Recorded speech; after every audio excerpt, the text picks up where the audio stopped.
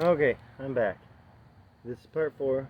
This is preparing your grills and adding your food.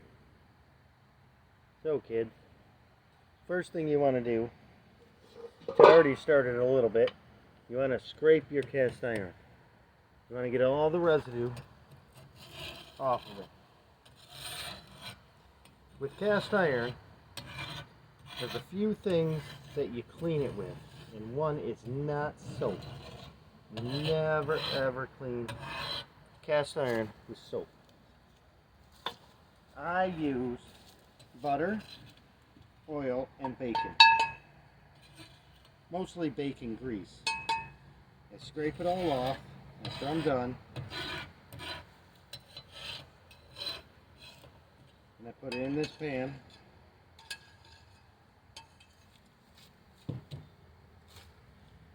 And then when you're all done, you heat it back up with oil, butter, bacon grease, something like that. Oops.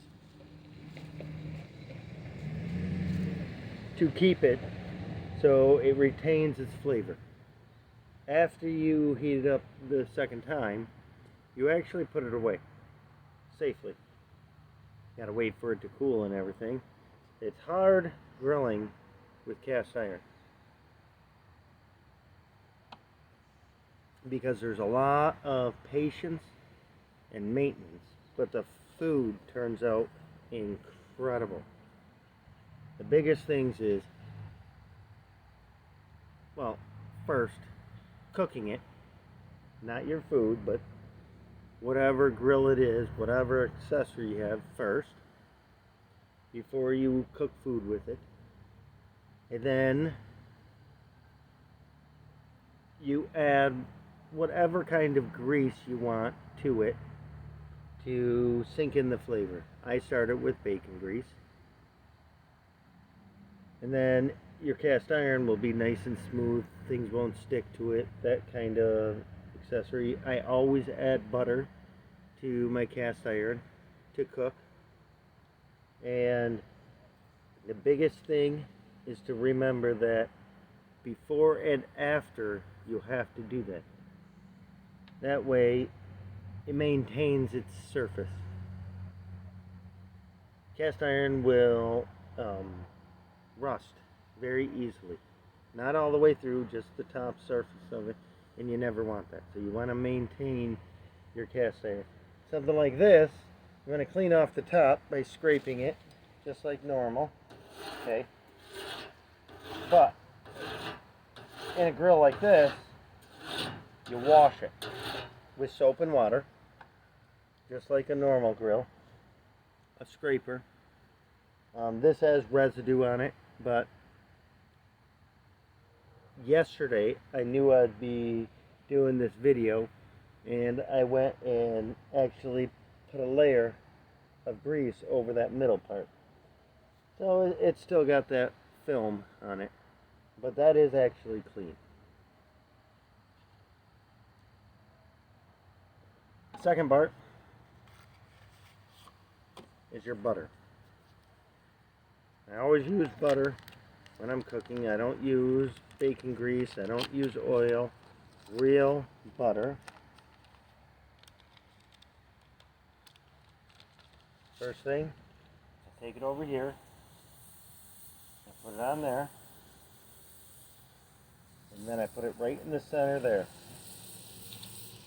It's going to boil up. Become a nice butter juice.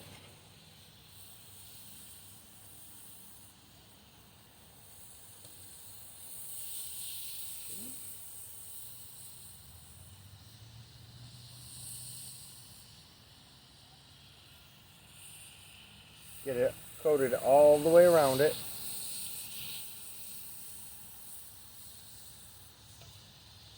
Flames will arise in the beginning from the actual butter falling onto the charcoal, but that's okay. It's just another step that you wait. Wait for it to melt. Wait for the flames to go away.